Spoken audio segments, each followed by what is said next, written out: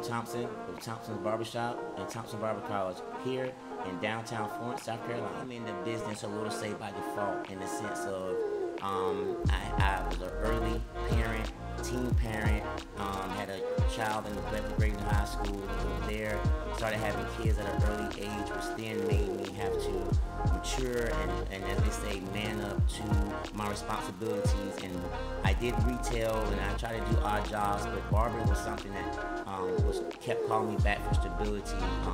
I was a salesman, I was in retail, so everything I did was commission based, and so like anything, commission sometimes it gets slow in retail stores, etc.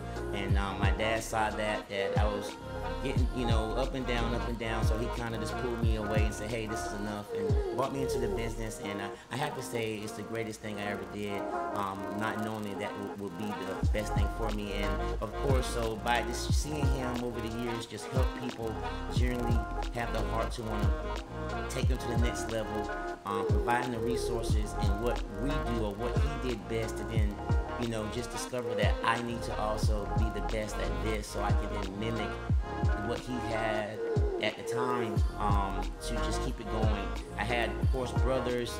My brother Sheldon Thompson, who runs Thompson Master Hair Care.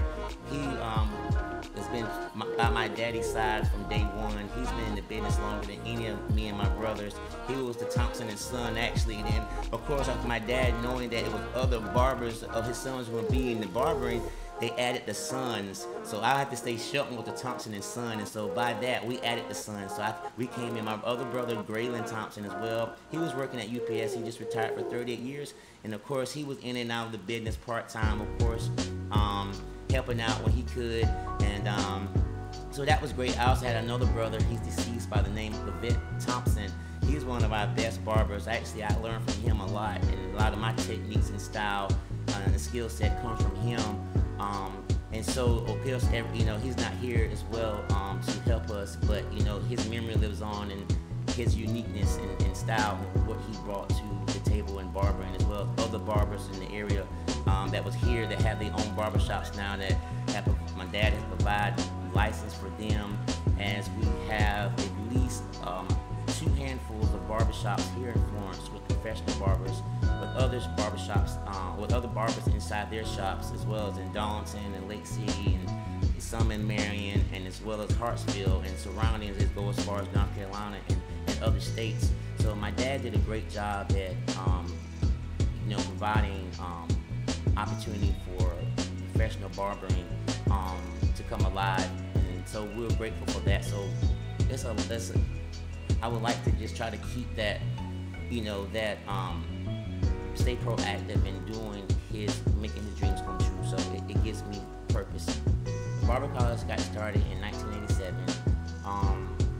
The purpose that I would like to say that my dad felt the need that other men can also provide a great skill set in barbering to provide a good service for the community, being that everyone was in demand for haircuts, and yet downtown was a barbershop hub. Everything on the 200 North block was where most barbers was generated.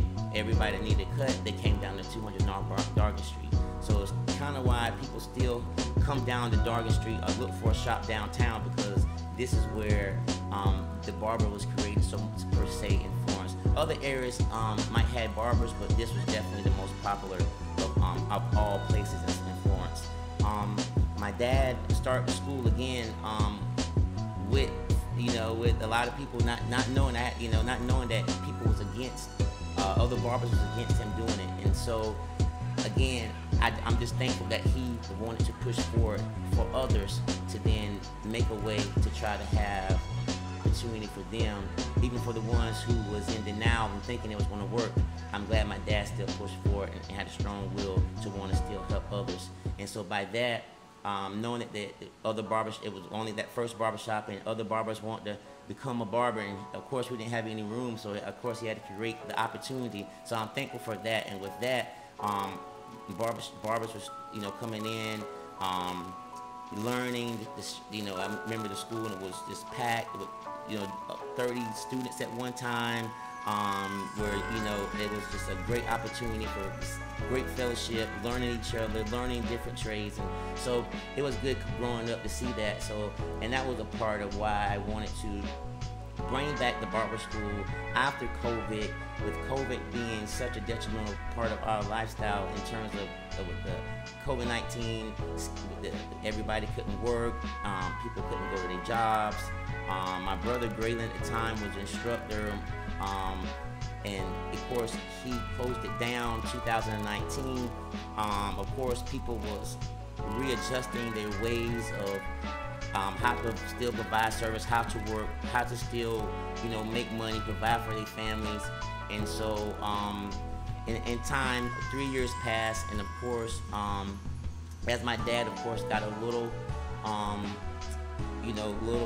sicker, we wanted to make him feel comfortable. And one of his dreams and one of his goals and wishes, and I would say dying wishes, was that he wanted the barber school to come back from the COVID-19, and of course he wanted me as the youngest son to fulfill that void, to also become a instructor and fill his shoes the best that I can, to keep the community going, again, and provide opportunity for young men to still have a way and means of providing for their families, as well as have a trade to take it and add to your resume in terms of it's just something you needed to get to the next level, or was something you actually want to look at as a lifetime career.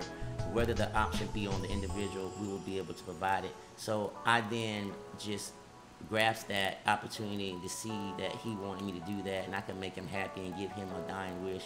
Then that meant so much to me, and I had more purpose. And then I did so, and I made him happy before he actually left this world. And I'm just grateful to just say that I did that for him. And so doing that for him gave me a greater purpose that I will now live out to my lifetime of making sure that he smiles upon me day to day. I think it's really important to celebrate National Black Business Month in August, because it actually puts a spotlight on the entrepreneur or small business owner that's trying to put their business out there.